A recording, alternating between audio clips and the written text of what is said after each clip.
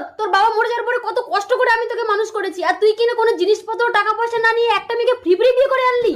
পণ নেওয়া অপরাধ মা। অত জানি না, তোর বিয়ের জিনিস নিয়ে আমি ঘর সাজাবো, এটা আমার অনেক দিনের আশা। তুই ওই মেয়েকে তাড়িয়ে দিয়ে আমি তোকে আবার বিয়ে দেবো। যেও না অজান্তা। অন্তর, ওই মেয়েকে যদি ঘরে ঢোকাস আমি কিন্তু এই ঘরে থাকবো না। ঠিক আছে মা, তোমাকে আমি আলাদা করে ঘর বানিয়ে দেবো। অন্তর, অন্তর। ছেলে যখন ঘর থেকে বেরিয়ে যাবে আমি তখন ঘরে আগুন লাগিয়ে দেবো, তাহলে এই ডাইনিটা পুড়ে মরবে আর আমি আমার ছেলেকে আবার বিয়ে দিয়ে জিনিসপত্র টাকা পয়সা কত কিছু দেবো। কয়েকদিন পর।